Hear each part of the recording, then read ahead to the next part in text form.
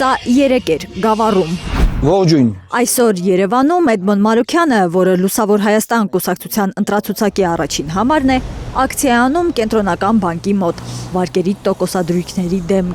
Կենտրոնական դրամատան պատասխանը աբսուրդ որակելով։ Կենտրոնական բանկը ասում է, որ եթե տոկոսներն իշնի, սիրելի ժողովուրդ, դուք կարող եք շատ պարտք կանեք ու ունեք պարտքի տակ։ Այդ դրա համար Հայաստանում տոկոսները պետք է սարսափելի բարձր լինեն, որ առևտրային բանկերը միլիարդներ աշխատեն, եւ դուք այդ ժողովուրդ ջան տոկոսների տակ տառապեք եւ չկարողանաք դրա տակից դուրս գալ։ Լուսավոր Հայաստանը խոստանում է իշխանություն դառնալու դեպքում ժողովրդին ազատել բանկային տառապանքներից, վերջ դնել բանկ քաղաքացի մաշող մարտերին։ Խաղաղությունը շքեղություն է, այն կարող են վայելել միայն ուժեղները, ասում են Հայաստանի շնորհապետական կուսակցության ներկայացուցիչները։ Քաղաքական այս ուժի ընտրացուցակի առաջին համարը Գուրգեն Սիմոնյանն է, որը ընտրապայքարում է, գործը ծնում է ուժն իրավունք կարգախոսով։ Ռազմավարական կարևոր ուղղությունները դա բնականաբար անվտանգությունն է, ինչպես եւ բոլորինը կարծում են։ Երկրորդ խոշոր ռազմավարական ուղղությունը կրթությունն է, որովհետեւ շատ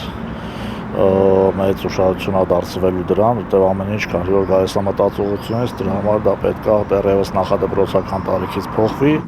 Շնորհապետականները ծրագրում են 6-րդ սերնդի պատերազմներին պատրաստ բանակ ունենալ, իրենց խոսքով պրոֆեսիոնալ, զանգվածային, սպառազեն եւ խելացի բանակ։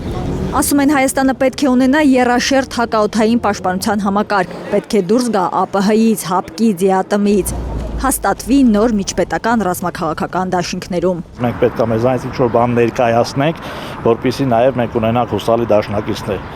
Ո՞վ է գալու թույլին տեր կանգնի։ Բնականաբար ոչ մեկ։ Հա միգուցե 1-2 անգամ ինչ-որ խղճահարությունից ելնելով ինչ-որ օգնություն տրամադրեն, բայց միևնույնն է, եթե դու քեզանից բան չես ներկայացնում, բնականաբար ոչ ոք չի ցանկանալու լինել քեզ դաշնակից։ Պաշտպանական սոցիալական խնդիրների լուծելուց բացի շնորհապետականները խոստանում են Հայաստանում իրականություն դարձնել այլընտրանքային արդարադատությունը, լուստրացիան, որ վերականգնվի հանրային արդարությունը։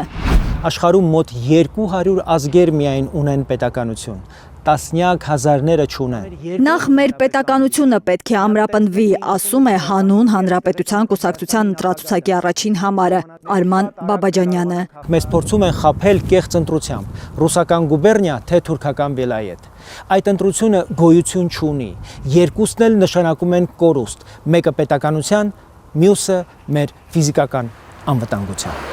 Պետականության ամրապնդումը նշանակում է ուժեղ ինքնիշխան եւ ժողովրդավարական Հայաստան կայուն պետական ինստիտուտներով, ասում են Հանուն Հանրապետության կուսակցության ներկայացուցիչները։ Շարունակում, որակյալ եւ ժամանակակից կրթությունը պետք է դառնա ուժեղ պետության եւ մրցունակ հասարակության հիմքը։ Նաև ուսումնասիրություններ կան վերջերս ինձ այդպիսի միջազգային կազմակերպություններից մեկի զեկույց են տվել, որ մենք անգագիտության սոսկալի մակարդակ ունենք հայոց լեզվի եւ մաթեմատիկայի։ Եվ այս պայմաններում ուսուցիչների ատեստացիայի այս համատարած պարտադրումը դեռ քննարկելու հարց է։ Ուսուցիչը պետք է վճարվի նախ եւ առաջ ոչ թե իր, այլ աշակերտի գիտելիքի հիման վրա։ Միջազգային կրթական ընկերություններն այսպիսի առաջարկ ունեն Հայաստանին։ Հանուն Հանրապետության ներկայացուցիչները ծրագրել են քննարկել այս հարցը։ Հայաստանի Հանրապետությունը պետք է տեր լինի եւ ապագա սերնդին եւ Սփյուռքին։ Հայաստանը շատ կարևոր ուղերձ ունի հղելու Սփյուռքին, ասելով, որ մենք տեր ենք Սփյուռքին։ Մենք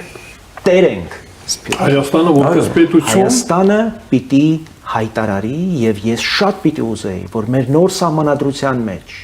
նաեւ դրա համար ուղերձ կարողանայինք եւ Սփյուռքը որտեղ էլ որ գտնվի, մշտապես իմանա, որ տուն ունի։ Հայաստանի Հանրապետությունը բոլոր հայերի տունը պետք է լինի, ասում են Հանուն Հանրապետության կուսակցության ներկայացուցիչները։